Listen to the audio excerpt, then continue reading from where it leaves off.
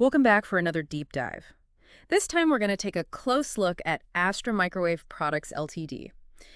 You sent over their Q2 FY25 reports, press releases, Yep. investor presentations, and some really interesting questions too. Yeah. So it seems like you're really trying to get a handle on how Astra did this past quarter Right. and what we can maybe expect looking forward. Exactly.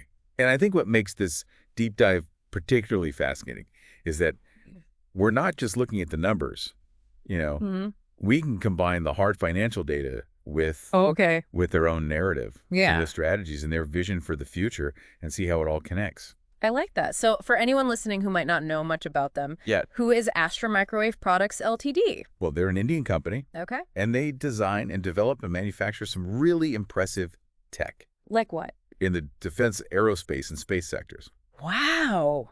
We're talking about serious stuff like radar systems and electronic warfare technology, and even critical components for some of India's biggest organizations, Okay. like the Defense Research and Development Organization, or DRDO, DRDO. and the Indian Space Research Organization, Okay. ISRO. So they're not just making parts. They're building entire systems. Exactly. And working with the major players in India's defense and space programs. That's right. And from the investor presentation you sent, Yeah. they're not limited to India either. Nope. They're collaborating with a bunch of foreign original equipment manufacturers, too. OEMs, as they're called. OEMs, got it. So they've got this global presence working with international partners. Yeah. And back home, they have 6 manufacturing facilities. 6. Yeah, 5 in Hyderabad and 1 in Bengaluru.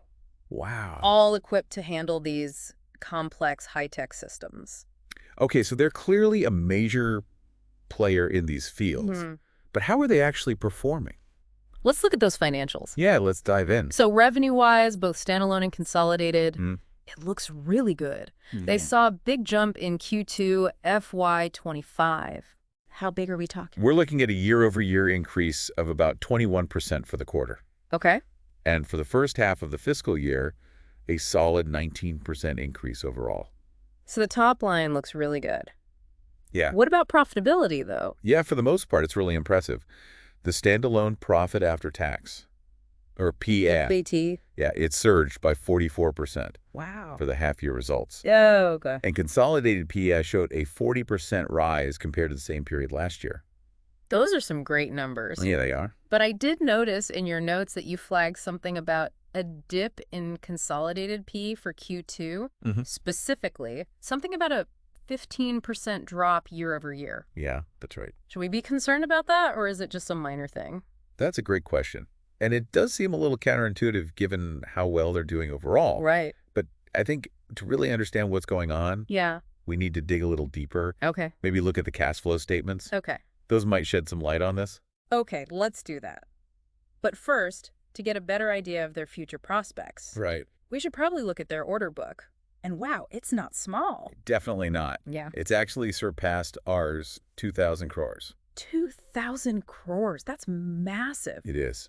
And to put that in perspective, Okay. it's more than double their entire revenue from FY24. Wow. So this means they have a lot of revenue already lined up for the future. That's incredible. Yeah, it's a sign of a strong company for sure. Okay, so which sector is driving this huge order book? The defense sector definitely takes the biggest piece of the pie, Okay. but it's not all defense contracts. They're also seeing significant orders from the space and meteorological segments. Interesting. And exports too. So they're diversifying. Yeah, which is always a smart move. Especially with all the positive momentum in India's defense sector. Exactly. I mean, the investor presentation really highlights the government's Atmanirbhar Bharat initiative. Right, that push for self-reliance. Right, especially in things like defense technology. And then you combine that with the fact that the defense budget is steadily growing. It paints a pretty clear picture of the government's priorities. Yeah. You know, when I was going through the investor presentation, Yeah.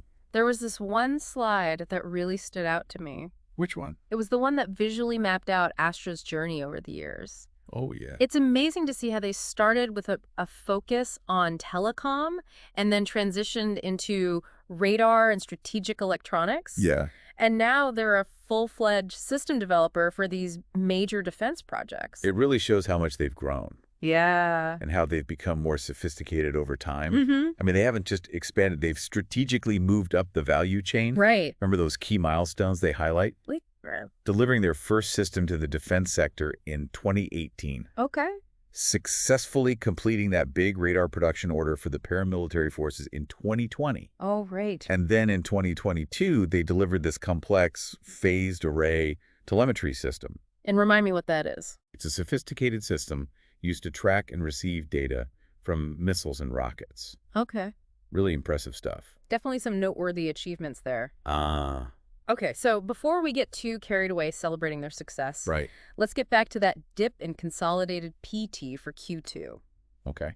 Remember how that seemed a bit strange given how well they're doing overall? Yeah. Should we take a look at those cash flow statements now and see what they tell us? Absolutely. Let's see what's going on behind the scenes. Alrighty. Okay. Lead the way. All right. So let's take a look at the cash flow statements for Q2.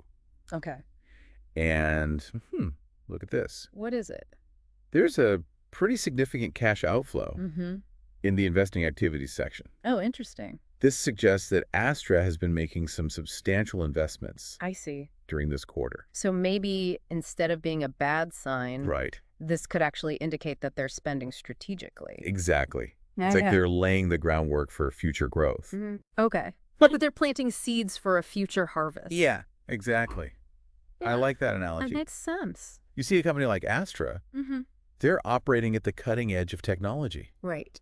So they can't afford to just sit back and relax. They have to keep moving. They have to keep pushing forward. They have to keep innovating and expanding their capabilities and investing in all these new technologies that are emerging. Right. So this dip in consolidated PT that we were talking about, it could just be because they're putting a lot of resources into R&D. Research and development. Yeah, or maybe new product lines. Okay. Or even strategic acquisitions. That makes sense.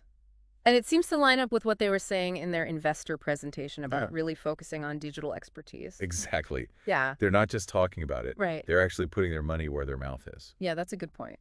Their R&D expenditure in FY24 alone was over our time.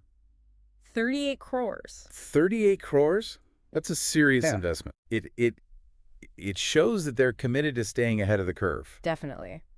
Especially in a world where technology is constantly evolving. Absolutely. That kind of commitment to R&D can make a big difference. Now, I also remember them mentioning their goal of increasing their domestic revenue share to 70% over the next few years. Right. That's a big goal. It is. So is there something about the domestic market Yeah. that makes it especially attractive to them? It all comes down to margins. Margins? Yeah. If you look at their financials, you'll notice a big difference in gross margins Okay. between their domestic business and their export business. How so? Well, domestically, Yeah. they're enjoying a healthy 40–45% margin. Okay, that sounds pretty good. It is. But their export business only brings in about 8–10%. Wow. That's a huge difference. It is. So I guess focusing on the higher margin domestic market Right. makes a lot of sense for them. Exactly.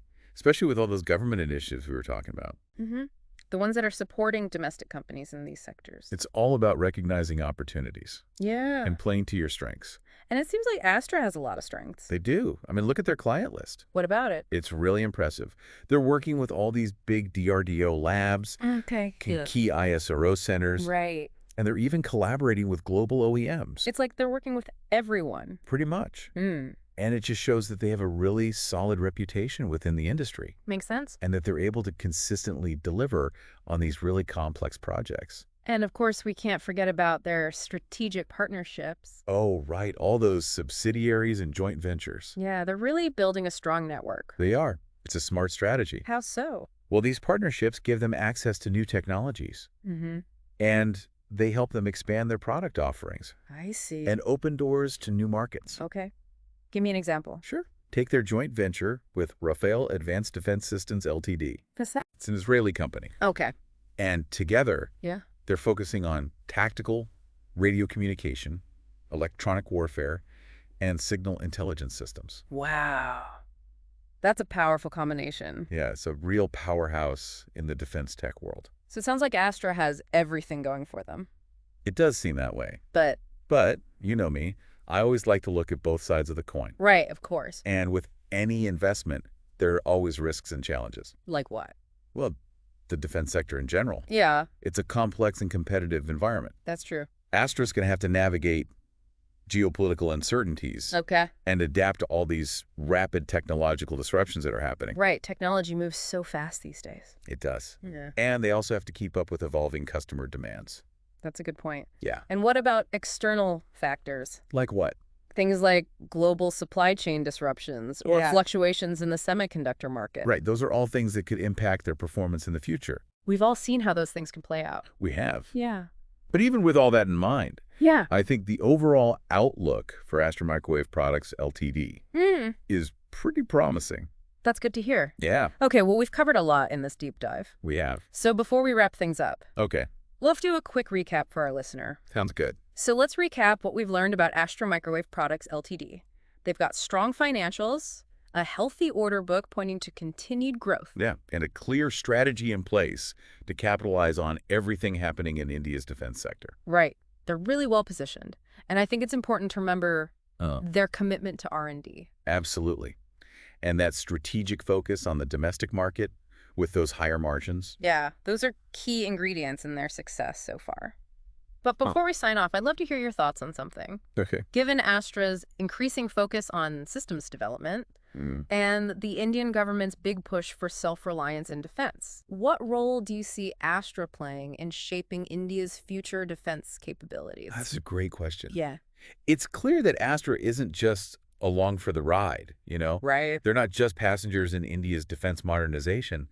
They're actually driving it. Yeah, I like that. They're in the driver's seat. Yeah. And their expertise in these critical technologies. Like radar and electronic warfare. Exactly.